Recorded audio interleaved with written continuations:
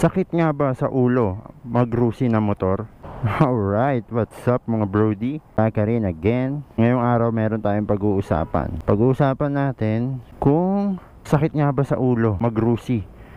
Kung magrurusi ka ng motor, no? Sakit nga ba talaga siya sa ulo? Ilang araw nag-uulan, kita nyo ang dumi ng motor ko. Kakains kasi sa pwesto namin sa papasok sa amin eh. Umulan na nga ng ilang araw, tapos yung dadaanan ko pa bago makapunta sa compound namin, lupa. Kaya tinatamad ako maglinis kasi kahit nilinis ko na yung motor, kung yung madadaanan ko is napakabang lupa, tapos naipon yung mga tubig, nakakawalang gana maglinis eh. So balik tayo sa topic natin. Shoutout to. So balik nga tayo sa topic natin. Masakit nga ba sa ulo ang maging isang rusi owner? Bigyan ko lang kayo ng konting background ko, no? Sa mga hindi nakakaalam, ang mga naging motor ko, yung una ko naging motor is Honda Dio, yung 50cc. Yan, yung 2T. Yun yung una ko naging motor. Then nagkaroon kami ng Honda Barako. Yan, nagkaroon din kami yan pang ginagamit namin sa business namin noon na tubig. Then nagkaroon kami ng Honda Wave. Yun yung tatlo naging Honda namin eh, Honda 100. Hanggang yung lolo ko nakapag-decide na mag-rusi daw kami. So sinubukan namin mag-rusi. Apat na yung naging rusi ko mga tol. Isang rusi MP100, yun yung pinakauna naming rusi. Tapos sumunod yung rusi Bantul 110. Then yung pinaka naabutan nyo is yung rusi Gamma. Tapos ito yung pinaka latest, itong rusi Rapid 150. Naka-hazard yun nasa likod ah. Unahin natin. Baka emergency to. Kanina pa niya kami binubusinahan. Yan ah, ang hazard ginagamit yan sa emergency or pag magpa-park na kayo. Hindi yung pamorma. Ayun na nga, naging apat na yung rusi ko. Kaya meron akong ano eh, may karapatan ako magsalita eh, kung sakit nga ba talaga siya sa ulo. Yung unang rusi namin na MP, actually ang mga naging issue niya is wiring. So hindi man yung masakit sa ulo dahil yung mga mekaniko, no, magaling naman silang mag-ayos ng mga wiring, no, kahit mapa-China o branded yan na motor, kaya nila yan. Tapos yung next ko, yung Bantul, which is wala naman ako naging issue, so hindi naman siya masakit sa ulo. Ang pinaka talaga na medyo na problema ako ng konti, yung Gamma.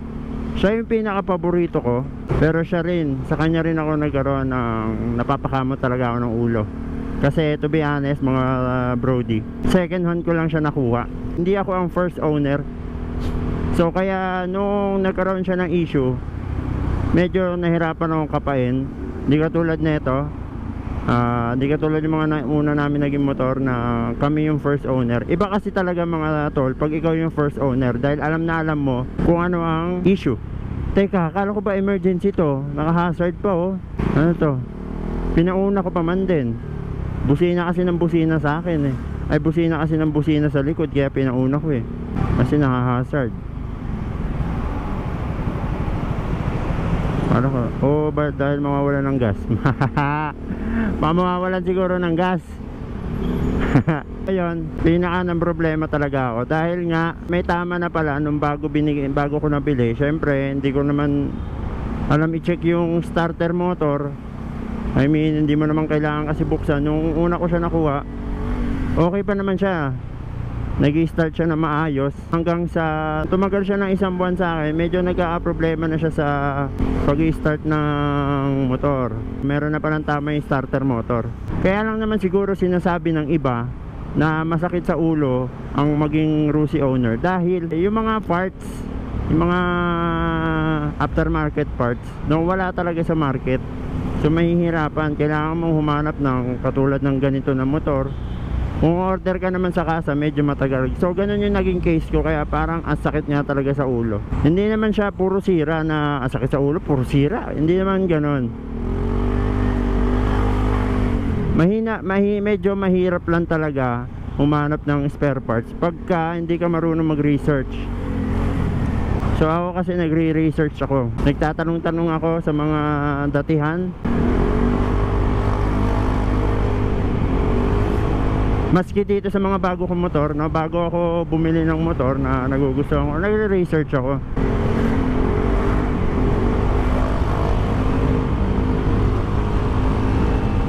So para alam natin, no, hindi tayo mangangapa ng sobra-sobra. Ayun nga, sumakit niya yung ulo ko doon, no, kakahanap ng parts na yun that time. Dahil nalilitaw ko kung ano yung kasukat. Nung nagpalit kami ng pang Wave 100 daw, yung kasukat ng starter motor ng Gamma. Putik yan, di tumagal ng isang linggo. Kasi nga maliit. Masakit nga talaga pagka wala kang makita sa mga motor parts, no? Mapapakamot ka talaga eh. Sasabihin ng iba, ilang shop na pinuntahan ko eh, wala silang ganito. Wala talaga. Pag sinabi mo naman kasi sa motor, brake pad ng Rusi 100, sabihin nun talaga wala. Ang gagawin nyo dapat, anong motor ang kasukat ng sa Rusi natin. Halimbawa sa Gamma or dito sa brake pad neto, ang kasukat neto is Wave 110. Ganun, mga pang Wave ang kasukat niya na brake pad. So ganun lang kasimple, no? Magtatanong-tanong tayo. So kailangan pagka magiging Rusi owner ka, magsi-search ka, no? Mag-research ka bago ka bumili kung may mga available na parts ba to. So kasi pag umorder ka ng parts sa kasa, it's either may stock sila or wala. So pag wala silang stock, naku po, aabutin niya ng ilang buwan bago mapunta sa'yo. So yun ang pinaka masakit talaga sa ulo, no? Yung tipong kailangan na kailangan mo na pero wala silang ma-provide kasi wala silang stock.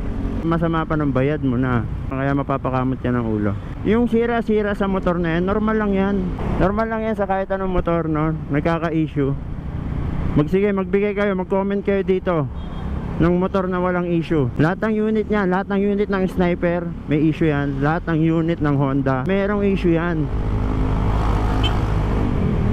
So walang perfectong motor. Pansin ko lang kasi sa ibang Rusi owner, kunwari parehas tayo ng motor, parehas tayo naka-rapid, pag may nag-post sa group ng issue ng rapid niya, so halimbawa ang pinaka-issue na lang malakas daw sa gas. So ang lakas daw sa gas yung rapid. So sila, kahit hindi pa naman nila nasusubukan, no, gagayahin nila, ipapa-adjust din nila yung card nila. So ang nangyayari, nagkaka-problema lalo yung motor. Kasi nga wala nga namang issue sa'yo na malakas sa gas, tapos hindi mo pa nasusubukan sa long ride, hinusgahan mo na yung motor mo na malakas sa gas.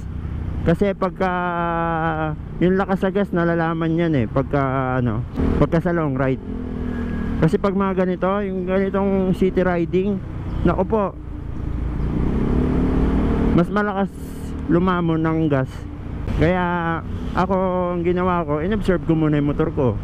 So as of now, hindi naman malakas sa gas. Kaya wala akong ginagalaw kasi kontento na ako sa gas consumption na ito. Yung iba kasi sa atin, makita lang nila kay ganito na may issue, sa kanila papagalaw din nila. Magkakaproblema talaga lalo. Pare-parehas lang tayo ng pangalan ng unit, pero yung mga issue hindi tayo pare-parehas. Shoutout nga pala dito, Rusi Flash. Yan, katulad ng Rusi Flash na yan, sobrang lambot na shock niyan sa likod. Yan, halos lahat ng Rusi Flash malambot, sobrang lambot ng suspension sa likod. Kaya sa sobrang lambot niya, sumasayad yung parang swing arm niya. Parang may sinasayaran dun pagka mabigat kayo ng angkas mo eh. Alam nyo ba mga brody, ang pinoproblema ko sa motor na to, sa motor na Rusi, sa lahat yan ang pinoproblema ko kung ano yung i-upgrade na part sa kanya. Kasi mahirap nga talagang humanap. Tulad nito, pang Aerox to nung side mirror ko, pang Aerox yan. So pati yung panggilid natin, so iba-ibang iba-ibang motor yan, chop suey yan. May NMAX, may GY6, pwede rin Click 150. So may Beat FI din. Yung mga flyball natin, yun yung kasukat niya. So chop suey talaga to. Yun yung nakakainis, wala siyang straight. Yung clutch lining na ito NMAX, di ba? So wala siyang straight na, kunyari gusto ko mag straight JBT, no? Wala, negative. Maganda pa naman sana, kunyari gusto ko mag straight JBT, no? Or straight RS8, pero wala. chop suey mo siya bibilin. Pwede naman siguro straight, no? Bahala na kayo mag-convert. Ayoko mag-convert ng ganyan. Sakit sa ulo yan pagka nagka-problema yan. So ulitin ko, as a Rusi owner, so marami na ako naging Rusi, 4, and hindi ako binigyan ng sobrang sakit sa ulo. Yung tipong maraming sira, ang daming sira na ganito, kakaayos lang, sira na naman yung ganito. Walang ganon. Yun lang talaga, yung starter motor mahirap pumanap sa Gamma. Sa Gamma ko na yun, wala akong naging issue na sira na. Kakaayos ko lang ng ganito, sira na naman. Yung sinasabi kasi nilang sirain, yung tipong, yun nga, kakapaayos mo lang, tapos sunod na araw, sunod na linggo, may sira na naman. So, ano na yon? Hindi nakapanipaniwala yon. Kakaayos mo lang, sira na naman.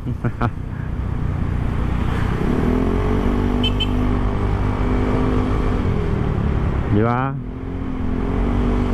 Unless kung hindi ka talaga maalaga sa motor mo. Next time pag-usapan natin, no, sa susunod na video, pag-usapan natin yung mga feedback ko sa motor na to. Ano yung feedback ko paggamit na ito sa ilang buwan.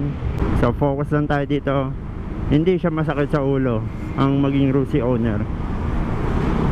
Kahit monthly pa yan, hindi sasakit ulo mo dahil mababa lang ang monthly ng mga Rusi. Hindi ka tulad pag nag-branded ka, pinilit mo mag-branded kahit hirap na hirap ka na, kahit sakto lang yung pang araw-araw nyo, kahit sakto lang yung sahod mo, sakto lang yung sahod mo, sakto lang talaga para sa pamilya mo, tapos nag-branded ka pa ng hulugan. Di ba? Masakit yun sa ulo. Magkano ang monthly ng Sniper? Di ka tulad ng ganito, mura lang ang monthly nito pagka nag-monthly kayo ng mga Rusi. Hindi papatak na sa 3 years, halos lahat ng unit nila pumapatak lang ng 1,900, 2,000, mga brand new na yon. So nasa sayo na yan kung aalagaan mo mabuti. Basta mahalaga, nahahatid ka from point A to point B. So sa mga naging Rusi ko, ang layo na ng mga napuntahan ko. So masaya. Huwag nyo ipilit na gusto ko mag-branded para hindi ako malait. Wala yun.